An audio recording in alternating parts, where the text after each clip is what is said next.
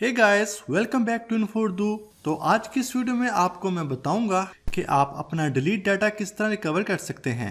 अगर आपकी photos, videos या फिर कुछ ज़रूरी डॉक्यूमेंट्स डिलीट हो गई हैं तो वो बहुत ही आसानी से आप रिकवर कर सकते हैं। चाहे आपका डाटा यूएसबी से, एसडी कार्ड से या फिर कंप्यूटर से डिलीट हुआ है तो बहुत ही आसानी से आप इसको रिकवर कर सकते हैं।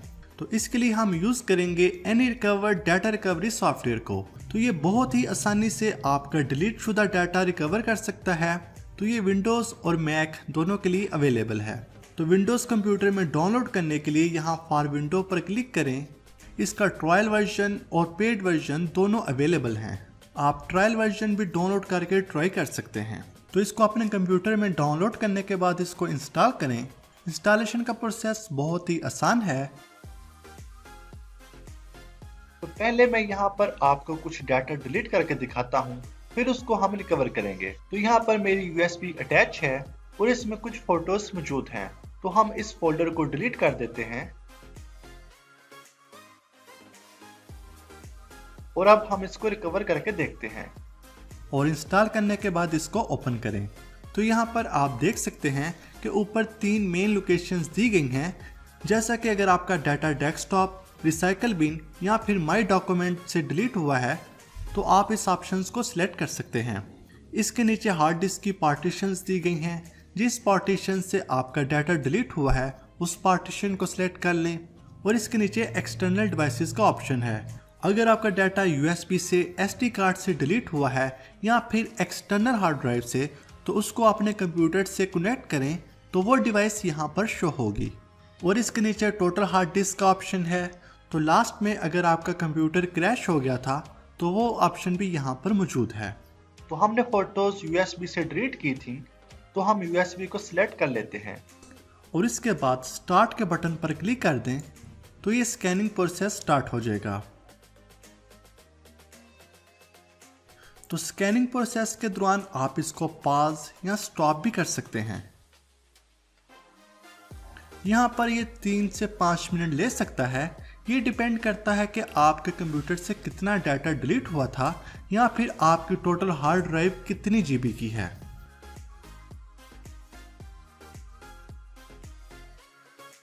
तो ये हमारी स्कैनिंग कंप्लीट हो चुकी है। तो यहाँ पर ये तमाम फाइल्स शो कर रहा है। तो लेफ्ट साइड पर यहाँ पर फाइल टाइप्स हैं जैसा कि photos, videos, audio, documents, email वगैरह। तो आप बहुत ही आसानी से अपनी फोल्डर को लोकेट कर सकते हैं। तो फॉर एग्जांपल मैं फ़ोटोज़ पे क्लिक करता हूँ तो तमाम फॉर्मेट के अलग अलग फ़ोल्डर यहाँ पर शो हो रहे हैं जैसा कि जेपीजी, पीएनजी। तो यहाँ से आप इसकी लिस्ट साइज से थंबनेल भी एनेबल कर सकते हैं ताकि आपको फ़ोटोज़ का प्रीव्यू शो हो और आपको डिलीट शुदा डाटा ढूंढने में आसानी हो। तो सेम इसी तरह वीडियो का फोल्डर भी दिया गया है। अगर आपकी वीडियोस डिलीट हुई थी तो वो भी आप इसी तरह लोकेट कर सकते हैं।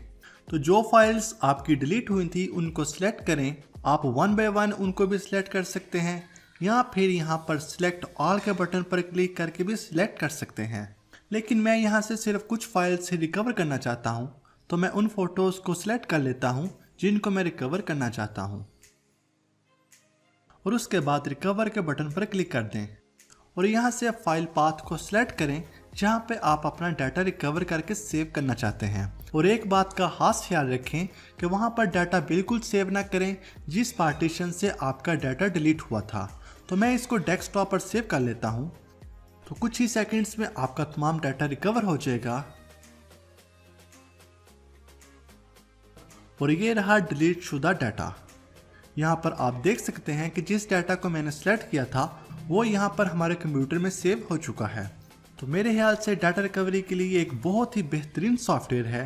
तो अगर आप अपना डाटा रिकवर करना चाहते हैं तो इस सॉफ्टवेयर को ज़रूर ट्राई करें। इसका लिंक आपको वीडियो के डिस्क्रिप्शन में मिल जाएगा, वहाँ पर क्लिक करके आप इसको डाउनलोड कर सकते हैं।